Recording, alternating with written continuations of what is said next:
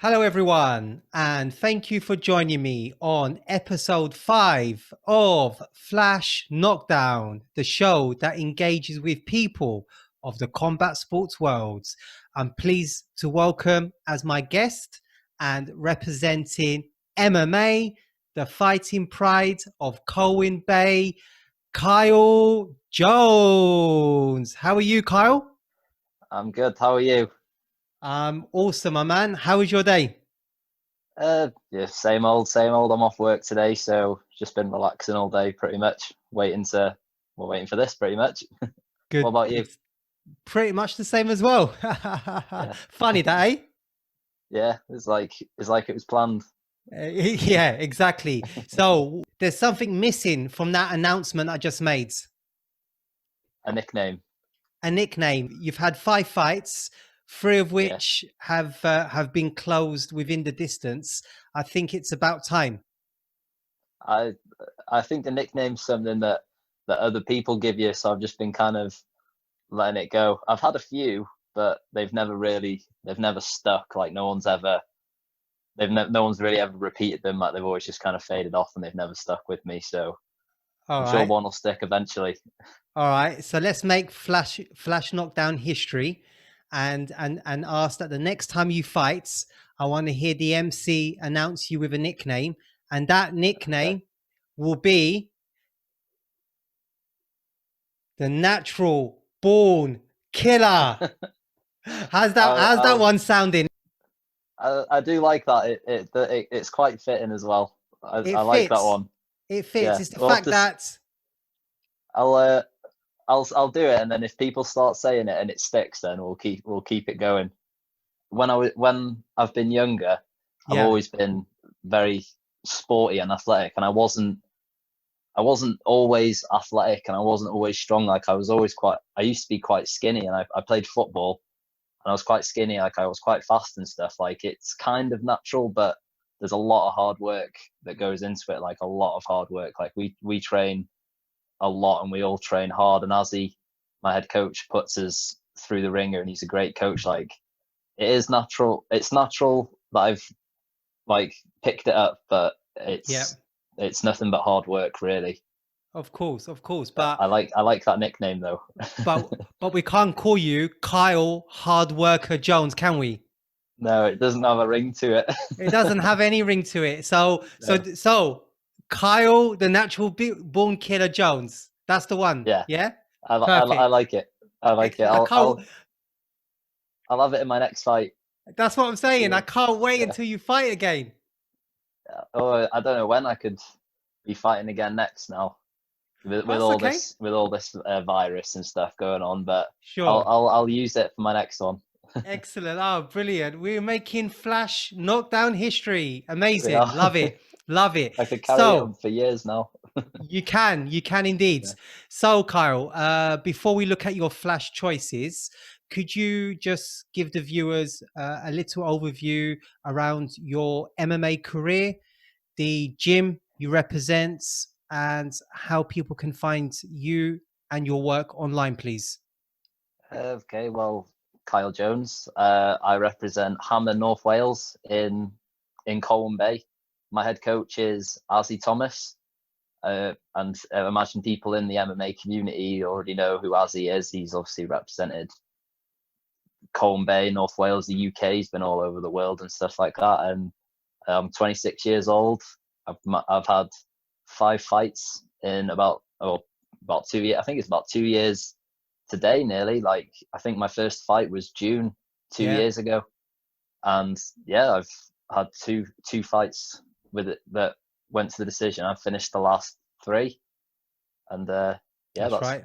a brief overview of my career so far.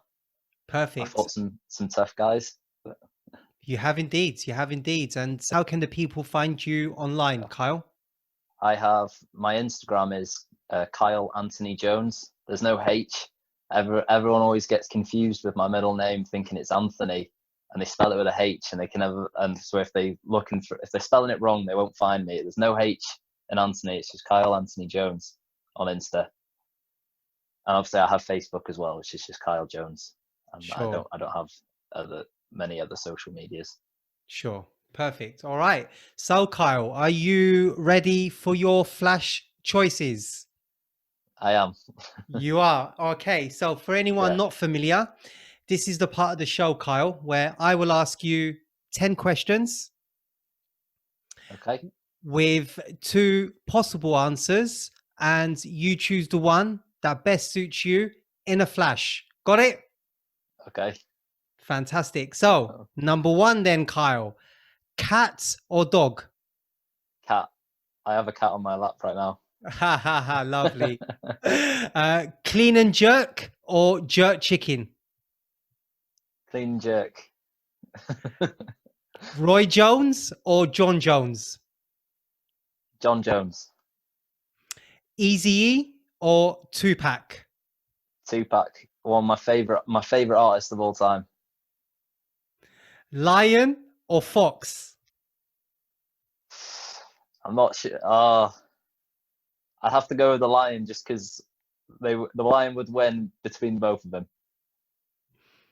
Olympic champion or UFC champion? UFC champion. Jack Hammer Marshman or Sean Hammer Martin? Sean Hammer Martin. He's a good friend of mine, and he's my head coach up in Liverpool when we go up there. I got I a lot of heard time for that. Sean. Yeah. Vinnie Jones or Tom Jones? Vinnie Jones. He's crazy.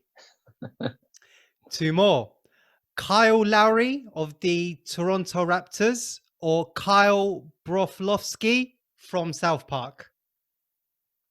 South Park. I'm not sure who the other one is, so I'll go Oh, South he's a Park. famous NBA star. Oh, I'm not big on NBA. I don't Fair follow it enough. that much. That's fair enough. And then the final one is workout 7 a.m. or 7 p.m. 7 a.m. just because I like to get it out of the way early, but I also probably wouldn't get up at 7 a.m. I usually train with Azzy about 10. Fine. Okay. All right. So 10 a.m. or 10 p.m.? 10 a.m. 10 a.m. Lovely. So, Kyle, how did you find that? Yeah, it's good. Good? Fun? Yeah, enjoy it. It's just it's just quick answer questions, isn't it? Quick firing questions, just the That's the top of my one. head. That's the one. That's why it's called Flash Choices. Yeah, I like it. So, before we begin talking about martial arts, I understand you had trials with the Welsh Football Association. How I old did. were you? Yeah, how old were I you? w- What position did you oh, play, and what happens? I had it about I had it for like 3 years in a row. Like I went to college, when I was 16. I went to the college, like the local college, and they had this course called the Performance and Excellence course, and they wanted to get all the best footballers in the area into the college to kind of start promoting college football and all that sort of stuff. So we had a really good team there, and from the selection of players, they created a North Wales team. It was pretty much between Coleg Llandrillo, my college, and Coleg Menai, which is further away, and they made a North Wales team, and then the North Wales team played South Wales, and then from there they made the Welsh team that played against England and Scotland and all them sort of all those countries in like a tournament. And I got into the North Wales team 3 years in a row, and I never made the final team. It's very political. It can be a little bit of a sore spot because I was devastated because I would have got a little cap for Wales and everything. But it's very political. Like a lot of the coaches are all South Walians, so they take a lot of their own lads because they see them every day. They know what they're about. So then, like, unless you really, really stand out, like they ain't taking you. I think most years that we had the trials, I think there was one year North Wales beat South Wales like 6-0, and then like only two of our players got in the squad. The rest of the squad was all South Walians. So it's you have to be Bias. decent really. Yeah, you have to be really special to get in. I played centre back. I was a centre half. I knew it. I was gonna guess. I was gonna have a guess at your position. Yep, centre back. That Yeah, makes a lot of sense. yeah, centre back. I was always a centre back. I was taught everything by football by my stepdad, and my stepdad's he was a centre half as well, so he just taught me everything that he knows, and then just went on from there. Like I loved football, and then so I had trials for Wales a couple of years in a row, and it never quite worked out for me. And then I started playing men's football, and I started getting onto.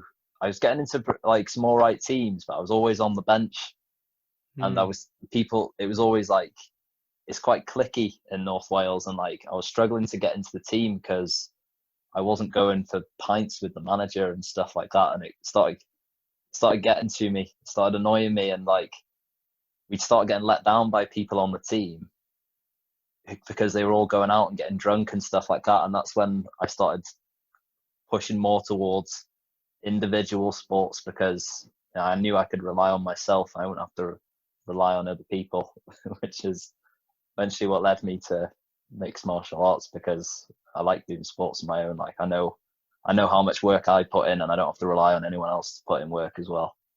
It kind of drifted me away from football. Sure. Who were your footballing heroes growing up? Footballing heroes. Cristiano Ronaldo.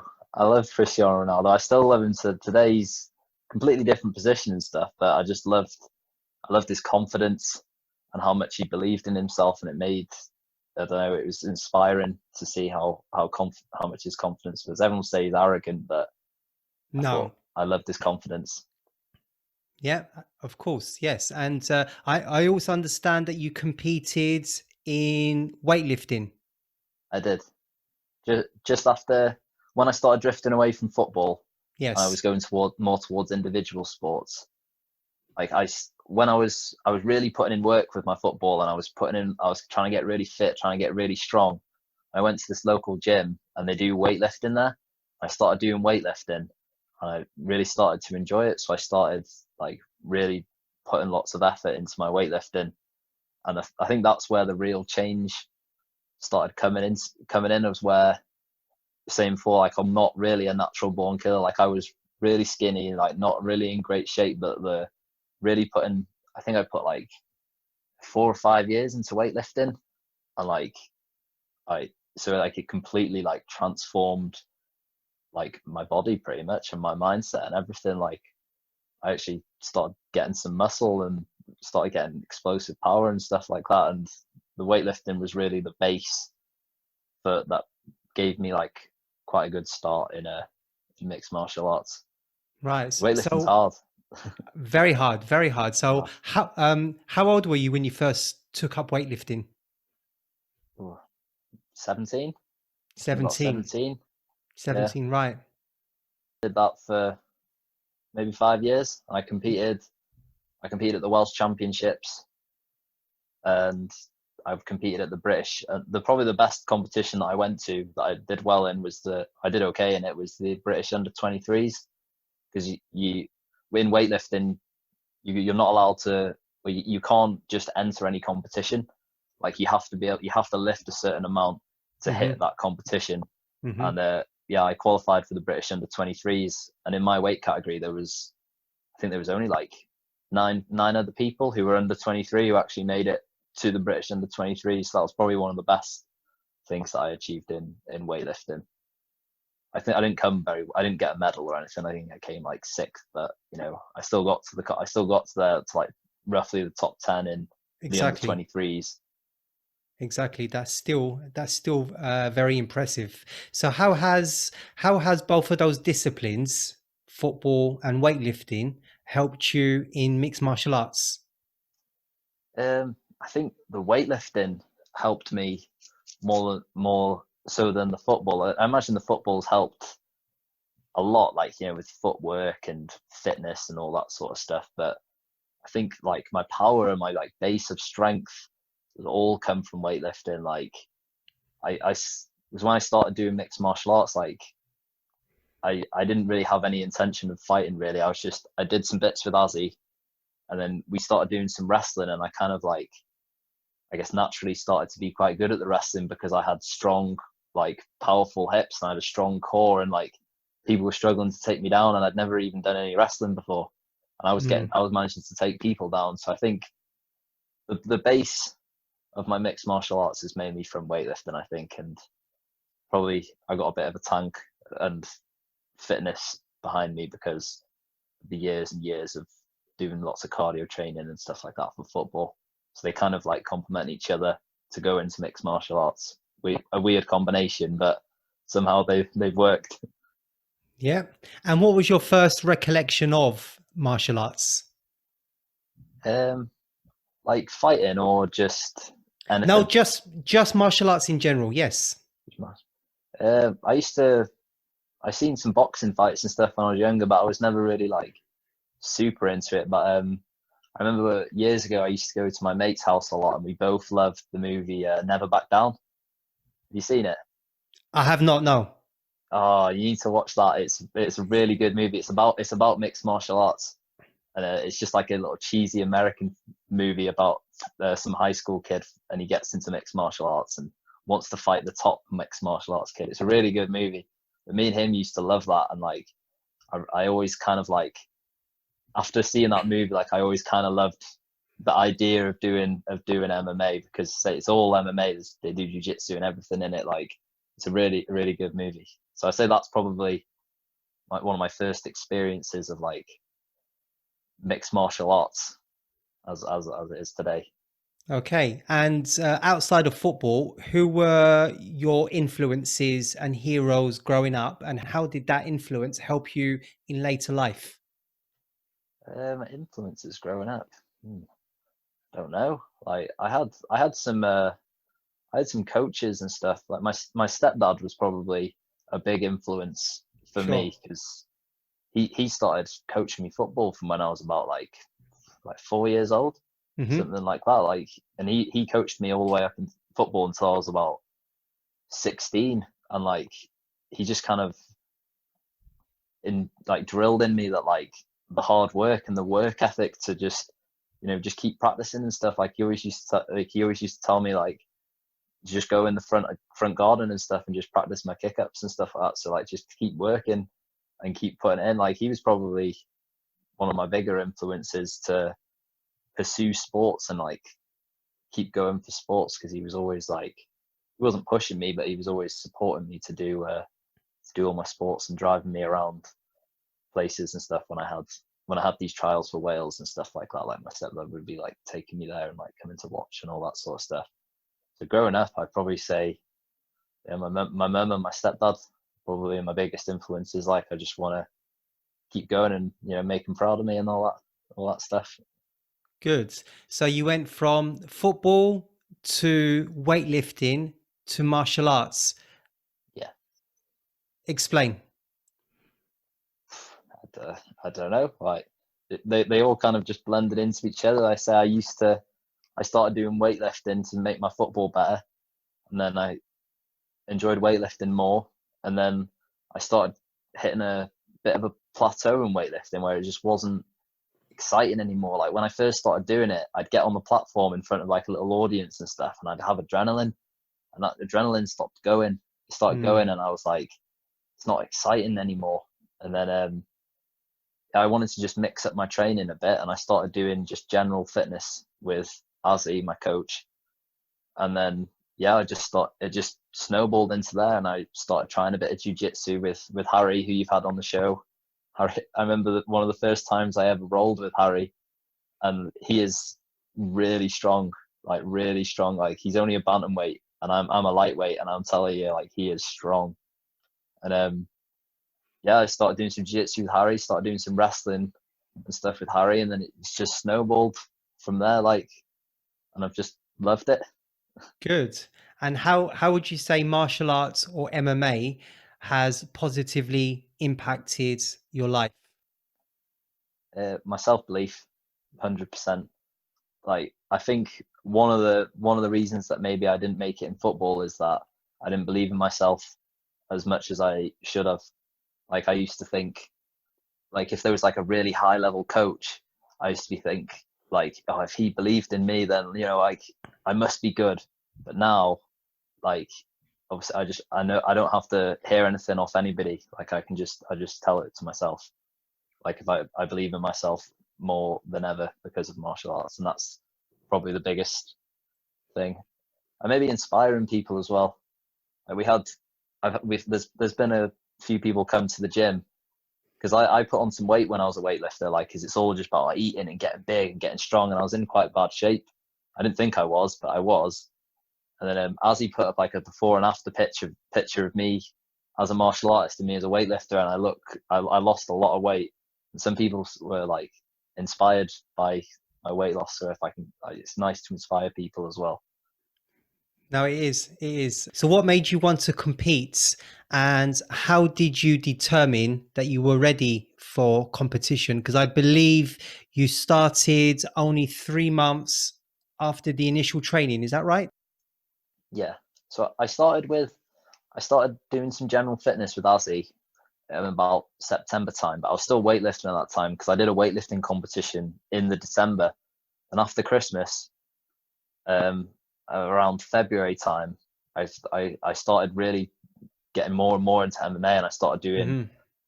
just pure wrestling and boxing and jiu-jitsu and really getting into it and really enjoying it. I think I went to one of the evening classes because I had the evening off work, and Ozzy was just like, oh, get in with all the other fighters and stuff like that. And we had some good lads fighting there. We had like little Jake Hinton, Connor Roach. And Jake Hinton's his first fight ever. He got matched with Mohammed McKeeve. You know who that Oh is? wow! Of So course, yeah. He's you know the sort of 23 and 0, isn't he?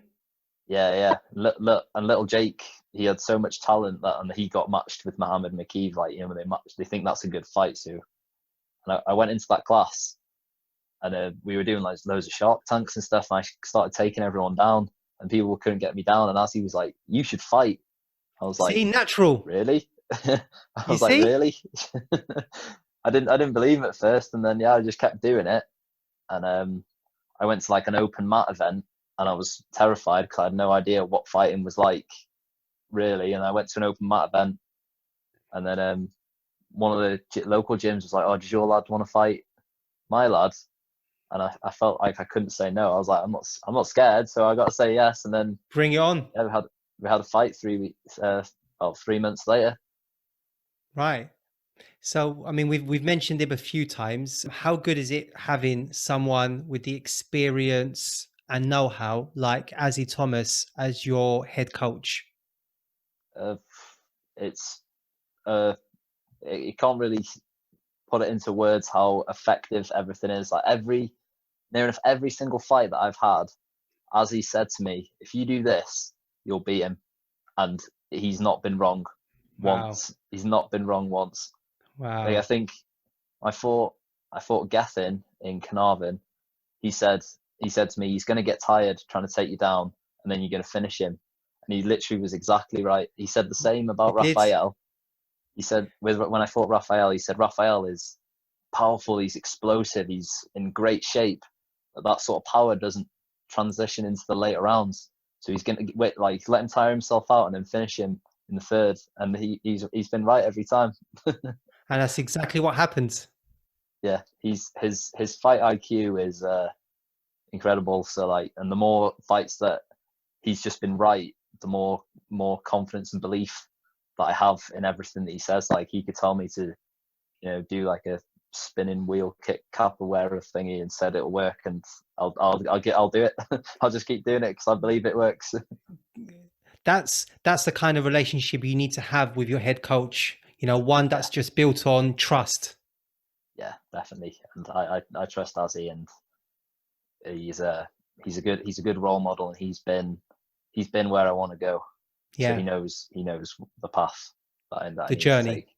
Yeah. Yeah, Yeah. and he's very he's quite old school with like how he wants his fighters to be as well. Like, there's a lot of people now like to fight journeymen, and they're all fighting journeymen. And as he's like, no, like, we want you to have hard fights. You're not learning Yeah. nothing if you're not having hard fights. Exactly. Exactly. Yeah. That's how he coaches us. So the instructions that you receive from your corner, from the likes of Azzy, for example, they seem quite technical. First of all, how helpful is that? And secondly, how much of that do you actually hear? Uh, it's weird because when you're in there, like, it feels like nothing going in, but like That's what I the mean. Yeah. advice isn't the advice isn't always like super technical, because a lot of the technical stuff that we learn, it goes on in the gym, and a lot of the techniques and the things that he teaches us, we drill it over and over again. And he comes into the corner and he's like, remember what we were doing in the gym? Like, remember what we've been doing? Like, I want you to do this. I want you to do that. Remember the timing and everything. And then when we're warming up in the back, he's like, remember the timing on stuff like that. Like when I fought Ollie, we were doing the timing for the right hand over and over again, because as he said, like he's like, he leans back a bit too much. Like he doesn't move his head off the line. So if you commit to a right hand down the middle, it's going to get him. And we drilled that a lot, and we were drilling it in the back just before the fight. And I didn't throw it so much in the first round, and then in the second round, he in the corner, he was like, because I hit him with it in the first round, and I think that's what split his head. I'm not sure. I can't remember what split his head, but and then he was like that like, you know, commit and throw it down the middle, and you'll get him. And I did. Brilliant. And how would you describe your fighting style? I like to think I'm becoming more and more well-rounded, Like I know I can strike. So I've shown that I can strike when I fought Ollie, but my ability to wrestle is, I think, where things are gonna start to. I know that I'll have to wrestle to beat some people. Like I don't like to. I like being exciting. Like I want to excite people. Like I want to go out there and I want to try and punch his head clean off. Like I don't want to shoot a double in the first 30 seconds and then lie on him for the rest of the round. You know, I'd like to think I'm becoming more well-rounded, and I want to continue to develop all areas of my game. Okay. How did you feel leading up to your first fight in 2018 with Joe Williamson? What did you learn about yourself during that process? I think the first one was more scary than anything, because you really don't know what's going to happen. Like you have no idea what's going to happen. It's like, because you spar with all your friends and stuff in the gym, but you know no one's really trying to hurt you. Yeah. Like because obviously you're all mates and you all want each other to fight. So I was like, I had no idea what to expect. But I'm like, I told my mum that I was fighting and stuff, and she said, she's like, I'm not going to come because like you're not a fighter. Like I don't want to see you get hurt. But I still believed that I could win. And that was probably the biggest thing that I learned, that like it doesn't matter what other people believe. Like it was what I believed, and I proved myself right pretty much. Like I managed to win when no one really even thought that I could fight or knew that I could fight. And Ozzy believed that I could win, obviously. Of course. But none of my friends or family, like, they didn't want to come and watch because they thought I was just going to get hurt. Of course. That's just natural, isn't it? Yeah. If anyone says that they're not a little bit scared when they go to fight, then they're lying. Agreed. And any advice you'd give to someone preparing for their first amateur fights? Just believe in yourself. Like it sounds cliche, and it is cliche because that's what everybody says. But just don't listen to what anybody else says. Like as long as if you believe it, then it's gonna happen. Like it's gonna happen. Like that's all you can say. Just cliche advice. I've not got too much mass amounts of experience to give like too good of advice, but yeah, the belief in yourself is more important than what anyone else believes. So you won that first fight in dominating fashion, landing landing a number of takedowns. What do you remember about that fight? I remember I'd maybe had 3 months of boxing, so I wasn't that great at boxing. And I remember I started doing some boxing and stuff. We jabbed each other a bit, and then he hit me with like a big right hand, and I was like, oh, bloody hell, like I mix up my games. Then I started throwing my hands, and I just started shooting behind it, and I just kept picking him up and like dumping him. Like it was just takedown after takedown, and then as he was like just keep doing that. Like I started to lose count of how many takedowns it was. It wasn't filmed. it wasn't filmed officially. I saw it back on like somebody's live video, and I think I counted into the double figures. I think it was like 12, 13 takedowns, because I could take him down. He was all right off his back. He wasn't bad off his back, but putting him there was just easy. Like every time I shot, I got him down. So I just take him down, and then as he was like, let him back up, let him back up. So then I'd throw like a little 1-2 or something, and I'd just shoot the double again. But I was picking him up and just like and slamming him on the floor like over and over again. And yeah, it was pretty much just that for the whole fight. And then looking back now, I was like, I completely dominated the fight. And then Harry was in my corner in my first fight. Harry came in and was like, "Oh, well done, lad." I was like, "Oh, do you think I won? Do you think I won?" Like, looking back now, I obviously won, like, but I had no idea. Of course not. And then in your second fight versus Cameron Cook, which you won by decision also, all three Yeah. rounds played out in similar fashion, in that he attempted a number of submissions off his back, coupled with some up kicks. But you looked completely relaxed, not in any kind of trouble, landing some nice hammer fists when the opportunity allowed. Is that how it felt for you? And was you worried at any point that the judges may hand the decision to him? I wasn't worried that they were handing the decision to him, because like, as he was teaching us and stuff, like he was like, if you just dominate the top position and keep punching their head in, then it's going to be your fight. And I can maybe remember 1 or 2 parts of the fight where I wasn't in the dominant position and I wasn't landing strikes. You know, Cameron's good. Cameron's very, very strong. He was hitting at them submissions well, and he had a very strong grip. But I was just a bit stronger than he was, so I managed to survive. I don't like to make excuses, but like I was quite tired during that fight. Like I messed up the weight cut completely. Because when I fought Joel, I didn't do a weight cut. We just met at like on the day weigh, and we just met at a weight. And I did an actual water cut to fight Cameron, and I completely botched it, and I felt terrible. I felt awful, and I couldn't spar for like 2 weeks before that, because I had a clash of heads with one of my sparring partners, and I broke my nose. So I couldn't spar for 2 weeks before I fought Cameron. But I just wanted to fight, so I was like, oh, I'll just fight. It'll be fine. And I'd never done a weight cut before, so as he said, he's like, right, get up on Thursday, because we're cutting weight on Thursday. He said, get up and have 3 liters of water before 10 o'clock, and he told me that at like 9:45. So like I didn't have much time. I didn't have much time to drink anything. Wow. So like I barely drank anything for nearly like for well over 24 hours, because my last drink was like maybe Wednesday, and then I didn't really drink much on Thursday. I drank like maybe a pint of water on Thursday, then didn't drink until Friday morning.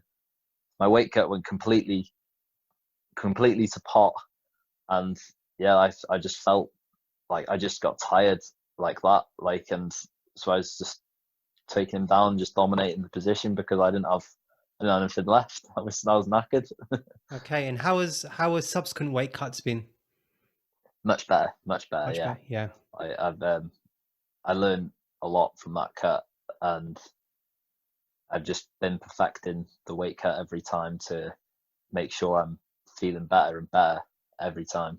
Like, and I recover properly, and my weight gets back to where it was before I started dehydrating and all that stuff. It's all lessons to learn, isn't it?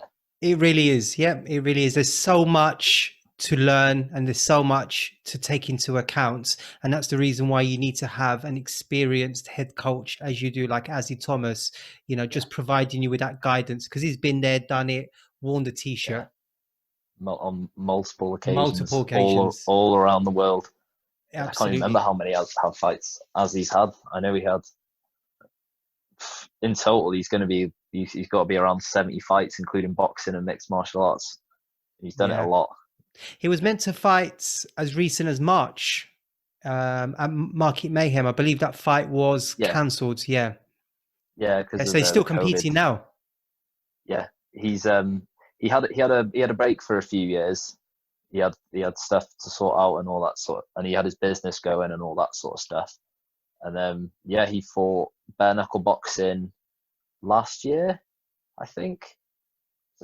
No, it was this year in January. January, he fought bare knuckle boxing in the O2 Arena in London, where the same venue that they have Cage Warriors, and we all went down to watch him, and it was huge. And as he hadn't fought for like 2 years, 3 years nearly, and he went in there against the guy that was on a 3-fight winning streak, and they went the distance. And as he was outboxing him for the first round, and then as he ended up losing the decision, which was unfortunate, but it's still like, it shows the caliber that Azzy is at, that he can have 3 years out and he just got straight back in there with a guy who was super talented, super good. And Azzy got straight back in there and was like, he won the first round. I think it maybe 50-50 in the second round, maybe 50-50 in the third. So it really could have gone either way. So it was unfortunate he lost, but he's getting back into MMA now and he wants to do MMA again, which is terrifying for the professionals. So that fight versus Cameron Cook, that one was at Market Mayhem. Yeah. Do you like fighting at those local shows, or do you feel those local shows bring an added pressure? I don't think they bring any added pressure. Like, okay. I enjoy, like, we have all the people from the gym all come down to watch, and like when on the last Almighty that I fought on, those same people pretty much all come to Almighty anyway. That was in Barnsley, right?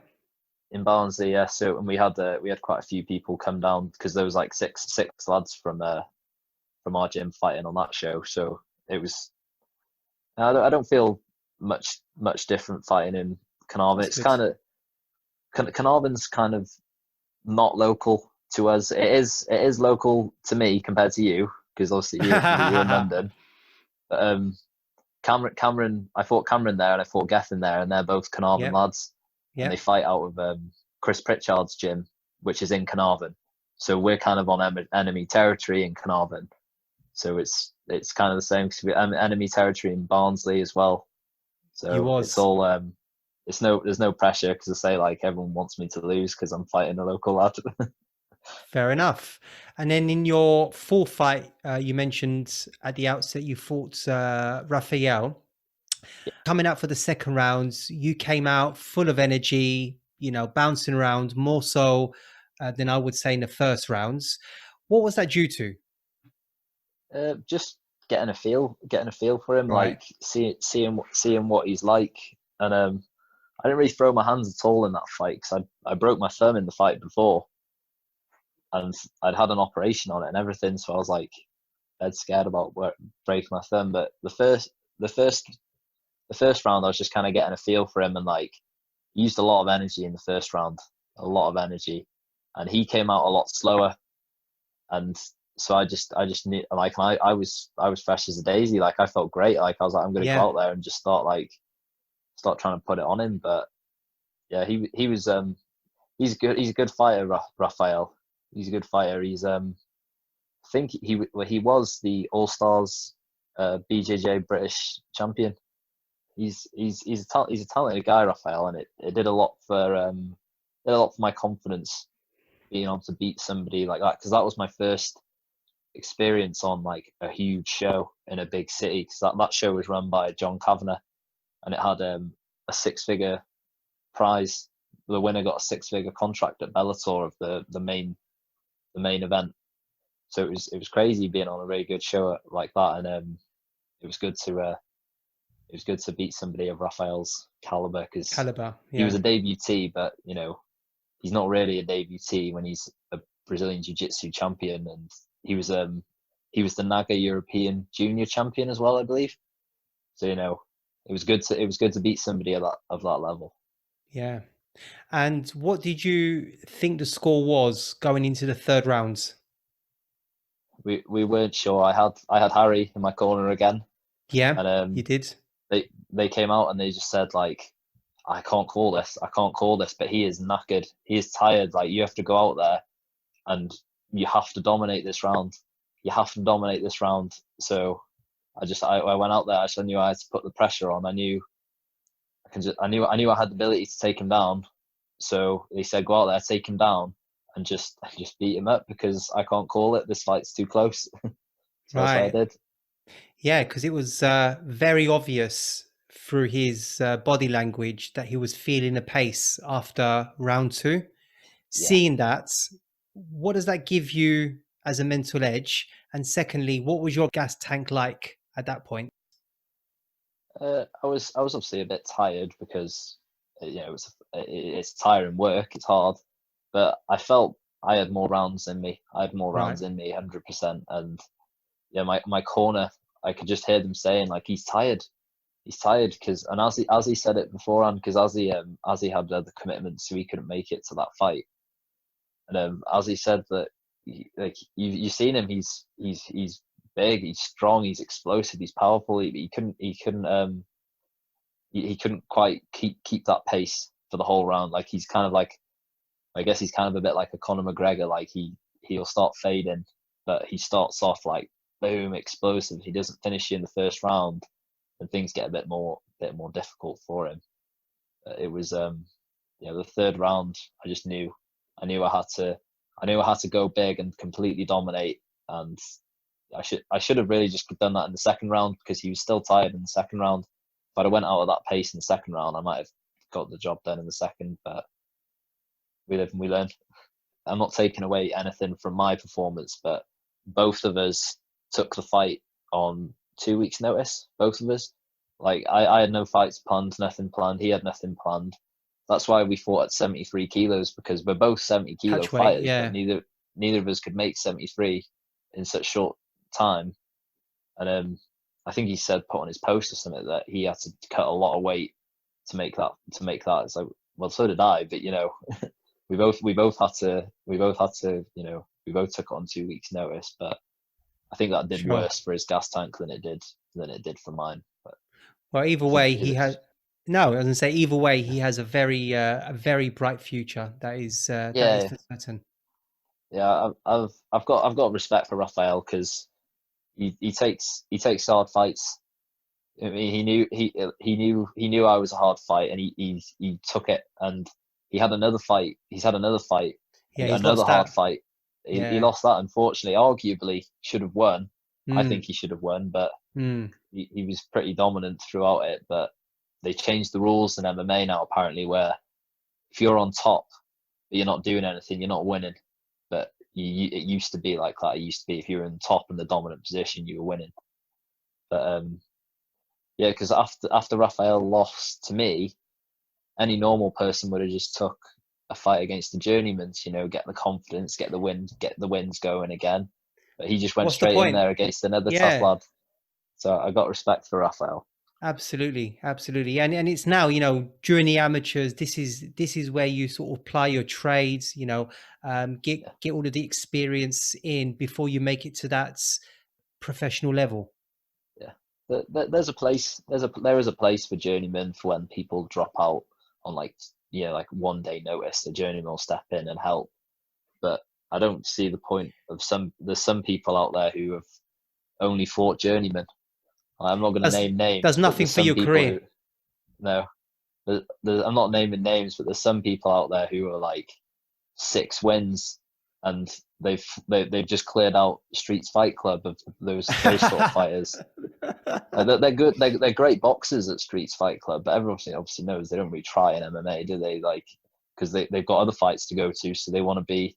So if they get taken down and start getting punched a lot, they just give up, don't they? So Sure. like, there's no point fighting them every weekend, is there? No, sure.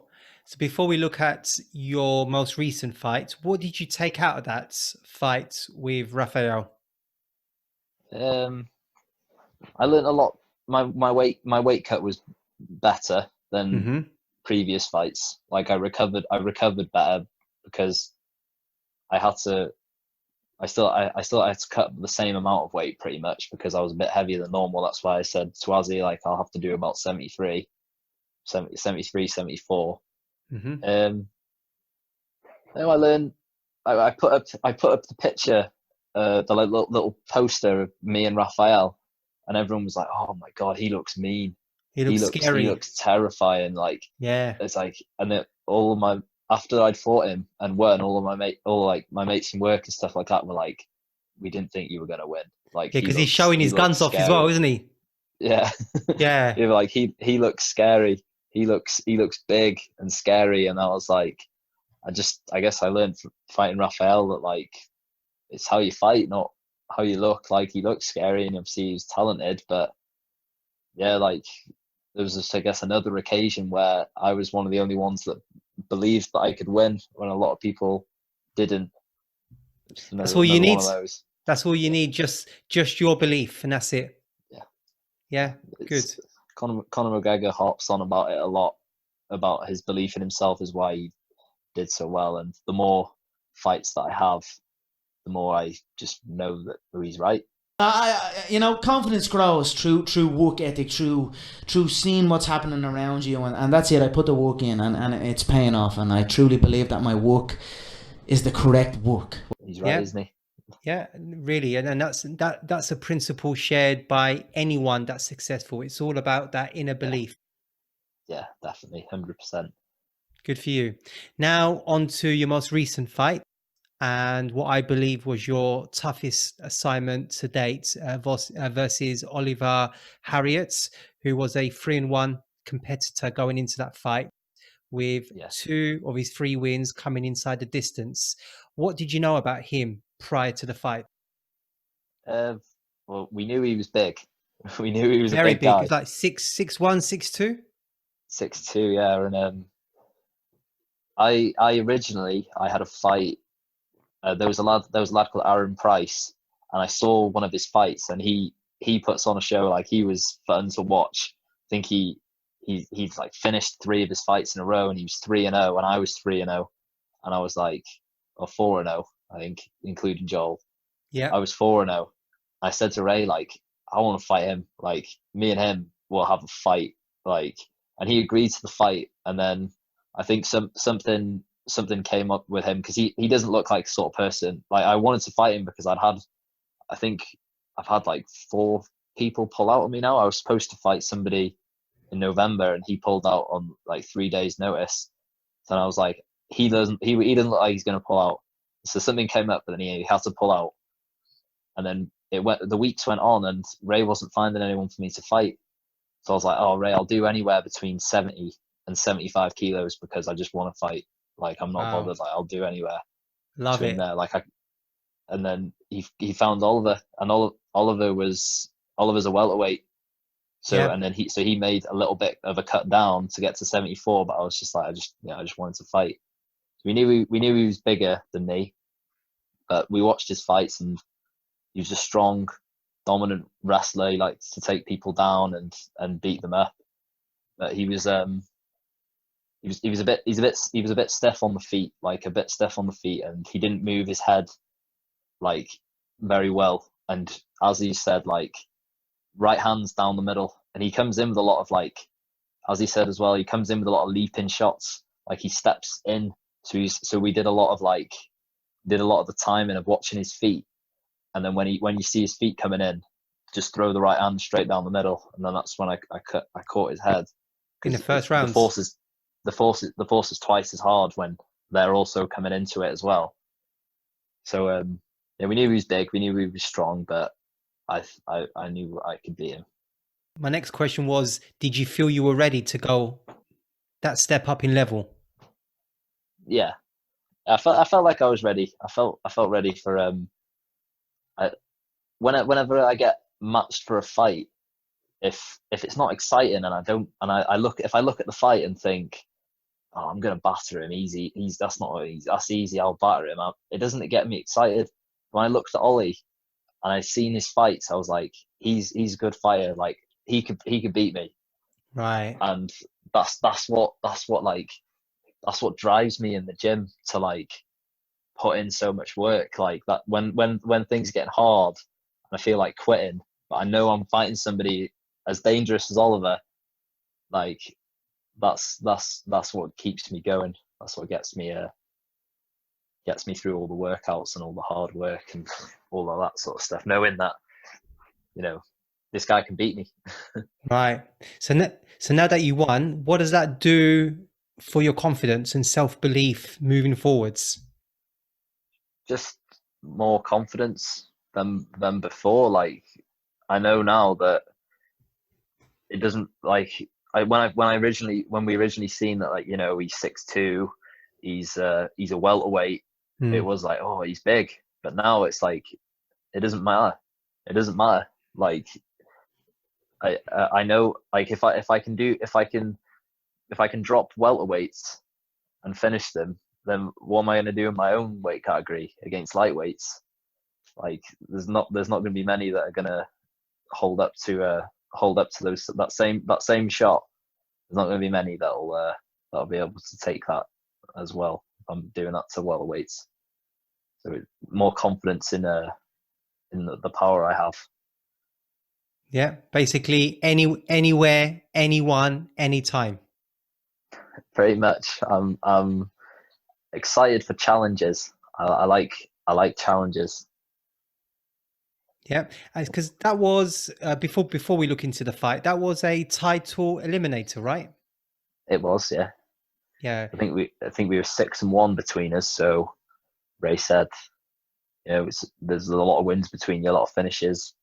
The winner gets to fight the champion next. And would that be at welterweight or at lightweights? At lightweight. I've spoken to Ray about that, and I think if Oliver won, like, he wouldn't make lightweight. No, he'd no chance of making lightweight. So his probably would have been at welterweight. But yeah, mine's at lightweight. Okay, so then looking at the actual fight, and we've covered a couple of times that short right hand you landed in the first round, cut him. Is that the first time that you've had to deal with blood from your opponent? Yeah. Well, I can't remember if I might have made somebody's nose bleed once, but nothing big. But the weirdest part was being bled on and having someone's blood all over your head. Yeah, all over your what's face. that feeling like? It was weird. I didn't know. Good weird or bad weird? Just like just gross. Weird. Okay, gross. Right. I was after the first round, like, I got up and went to my corner, and the cut man came over and was like rubbing my head and that. And I was like, "Am I cut?" And then because I seen the little towel and that was covered in blood, and as he was like, "Oh, it's not his blood. He's all right. It's not his blood." I was like, "Oh, that's a bit gross. Like, it's his blood." It's his blood. Yeah. So it wasn't a case of my head and my back. It was, and it was on your gloves as well. Yeah. Did you manage to treasure those gloves? I put them in my bag and went home. Right. And then don't tell me you washed it. After I've had a fight, like, I usually have a couple of days off from the gym, like, because he hit me with some leg kicks and my knee was a bit dodgy. Yeah. So, like, I had a rest for a few days, and then I got back to the gym and I pulled my gloves out to start training again, and they still had the blood on it. I was like, oh, that's gross. That's not gross. I washed them after that. Like, I don't want to keep using them. So not like BJ Penn sort of licking off the blood from the gloves. No, that's minging. Nah, fair enough. So in the second rounds of that fight with Oliver, you were attempting to land a few big right hands before you actually landed one. Was that all part of the game plan? Yeah. We as he said to me that he's open for a right hand, and he said, I believe you can knock him out, like, because he's holding pads for me and that, and he says, like, I know that you hit hard, like, if you commit to the right hand and just throw it straight down the pipe, it'll catch him, because he's open for the right hand. And so it took me a couple of tries to get the time in and get the accuracy as well, but I got it in the end. And I really started because I knew I'd hurt him in the first round. I started picking up the pace in the second round. I started throwing a bit more. I started throwing kicks, and I really started picking up the pace. And I can't remember, like, I seen him and he started circling off a certain way, and then I don't know, I just saw the opportunity. Kicks. Oh, that right hand! And I just fully committed, like as told me to. I just fully committed, threw the right hand straight down the middle, and I caught him with it. Yeah, you did. And then you capitalized on the moment and landed some vicious ground and pound for sure. Did you feel the referee could have stopped it earlier? He could have done, and there Yeah, probably would have been no complaints. But exactly. it is what it is. Like Ollie's a nice guy. Like I hope he wins his next outing. But yeah, it was just nice to get the finish, because I knew, like you say he was my biggest test. I knew he was my biggest test as well, and I was just excited to be able to finish him. Good. And then at the end of the fight, you screamed into the camera, "Who's next?" So, Kyle, who is next? It's weird, like when you have a fight and you're full of adrenaline, it almost feels like you're drunk. And Yeah. yeah, you have like this Dutch courage. Like I'm never normally like that, but Yeah. when I was there and I was full of the adrenaline, I felt great. I was like, oh, who's next? Yeah. Next for me is Marcus Lewis. I hope. I'm not sure on Marcus Lewis's plans, because he's a brilliant fighter. He's the almighty lightweight champion, so that's my next opponent. And Ray, the promoter, did message me saying, like, the title shot's yours. We want you to fight Marcus next. And he said the champ is defending on June the 4th. I said that's good for me. Yeah, Marcus is a really tough lad. It would have been a great fight between me and Marcus, but I'm not sure his plans and whether or not he's going to be turning professional. But my next fight is 100% for the belt, whether it's against the current champion Marcus Lewis, Right. or the belt becomes vacant and I fight somebody for the belt. But I'm the number one contender right now. Good. And if it is against Marcus, how do you see that fight playing out? Well, Marcus is like 3-time world kickboxing champion. Like Marcus is striking. Like when I was researching him, like, I was having a good time watching his fights. Like he's exciting. I was like, that is an exciting fight for me, because like me and him would have a great fight. Like he can finish fights, I can finish fights, and it just would have been exciting. But I obviously need to play to my strengths. Like I know he's going to want to kickbox. He's going to want to kickbox for the whole fight. So I'd want to strike them a little bit. I'd want to see if because I know if I can land something, it's going to hurt. Like no matter how good his kickboxing is, if I can land, I know I can put people on ice, like, and put people down. But I would have liked to have mixed it up a lot. I like to have hit him a lot, and I like to have dominated him in the grappling. Lovely. That's how I would see it going down. Okay, so going from one champion to another, and I must ask you concerning your namesake, fellow countryman, fellow lightweight, Mason Jones. Oh yeah. Did you see his last fight at Cage Warriors? I've seen him fight before. I didn't see his last one. I seen one where he fought. So I think it was a Dutch guy in Cage Warriors Cardiff. I can't remember his name. But I seen that, and he is good. He is a good fighter.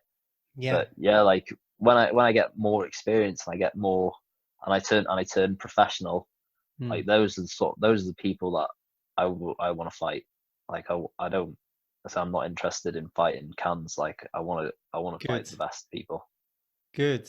So what does something like that do for MMA in Wales, but also for you and your aspirations and your motivations and so on? Well, we know Wales is becoming being put more and more on the map now. Everyone knows about the sort of talent that people are churning out of Wales now. So, and with people like Mason Jones and Brett Johns and Jack the Tank Shaw, all like doing bits professionally, doing amazing, and obviously Jack Marshman. We've got John Phillips as well. Like there's lots of MMA talent now between UFC and Cage Warriors in Wales. Like I think it's just a matter of time before there's a UFC event in Wales. Like we got all the talent, and yeah, it's inspiring because Yeah, Wales is.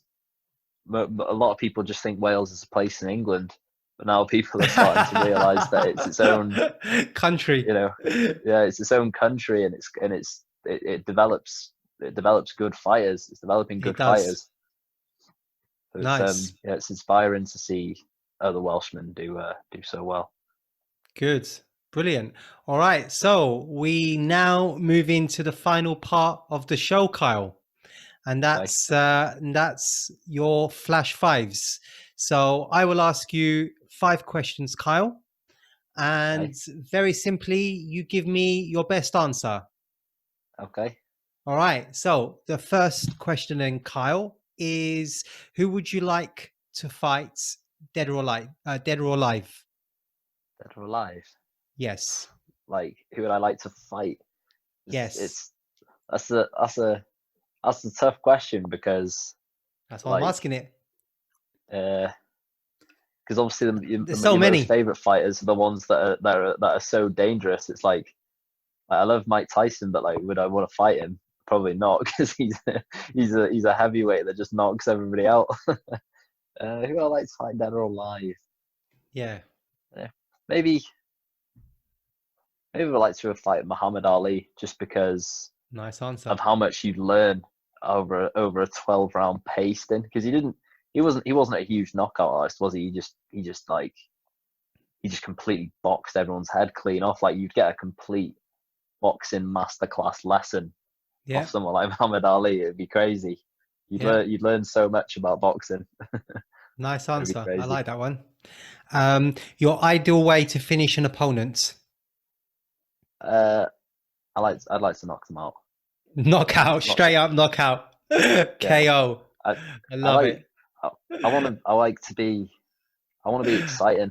Like, I want people to be excited to see me fight, and it makes it like, when you get into big shows and stuff, and when you start turning professional, like, the big shows are going to be looking at the people who are exciting.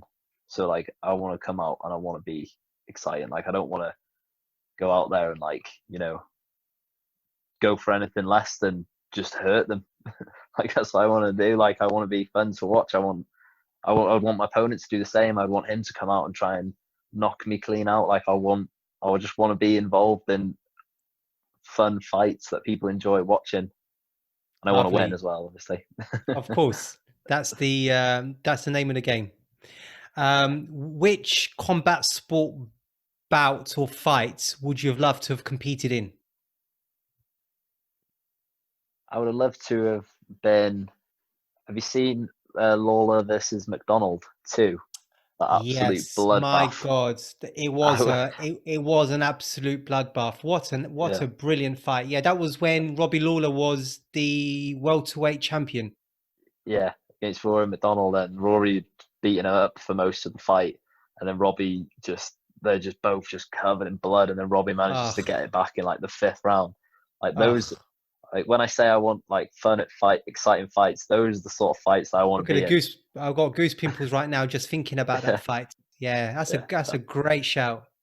Yeah, they're the sort of fights that I'd want to be in. Like, because win, lose or draw, if I was in a fight like that, I'd feel amazing afterwards. Even if I lost, I'd be like, oh my God, that was insane. Yeah. There's no loser, is there? No, not really. The only people that win really are the fans. Yeah, of course. Yeah, us fans. Yeah, brilliant fight. Good shout. I like that one, Kyle. 2 more. What superpower would you have?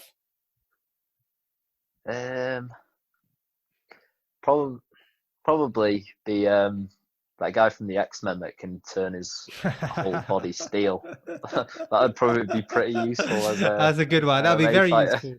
Very useful. I like that. Everyone's getting very creative with his answers. I like it. Yeah. And the final one. Sorry, go on. So I was say it's probably the most useful one. Like, have you seen the Deadpool movie where he breaks his hand every time he punches him? That'd be the best one to have as a mixed martial artist. I like it. Very good. I like it. And then the final one, Kyle, the one rule you would change in MMA, either professional or amateur level? At amateur level, like, you used to see a lot of fun, exciting things when there was knees to the head. Ah, Like we had a lad who used to fight with us called Connor Robinson, and he was a savage. Like, if you look at any of his fights on YouTube, I think he's got like, I think he was 7 wins, 1 loss, or something like that. And like, so many of his wins were from like knockouts with knees to the head. Like, he used to just drive people's heads down into the knees and just put them to ice. Like, it was so fun to watch when they put that out. Like, I don't know, I feel like it's such a huge part of MMA professionally that like people need to, like, amateurs need to be prepared for that as well. Like, when there's ground and pound with elbows in the professionals, there's ground and pound with fists in amateurs. yeah. Like, you know, it's still ground and pound, but like flying knees and stuff like that. Like, if no one's ever attempted any form of knee to the head on you for your whole amateur career, and then some, like, you can turn professional, and then the knees is going to start coming in, and you've never experienced anyone throwing a knee towards your head before. Whereas I'd put knees to That's the head fair. back in to amateur. Fair comment. Okay, so that's the end of the show, Kyle. How did you find that, mate? I enjoyed it. It was nice talking to you. Yeah, I enjoyed it as well. Thank you so much. It was a real honor having you on, and even more of an honor knowing that in your next fight, and when you are crowned the lightweight almighty champion, it's going to be Kyle, the natural born killer Jones. My God, I'm buzzing off that. It will be. I'll do that just for Inshallah. you. God, brilliant. I'm so happy. I'm not sure I'm going to be able to sleep tonight, but there we are. Thank you. So everyone, that's episode 5 wrapped up. I'd like to say thank you again, sincerely appreciated for watching Flash Knockdown, the show that engages with people of the combat sports world. Thank you, everyone, and thank you, Kyle. Thanks for having me. You're welcome.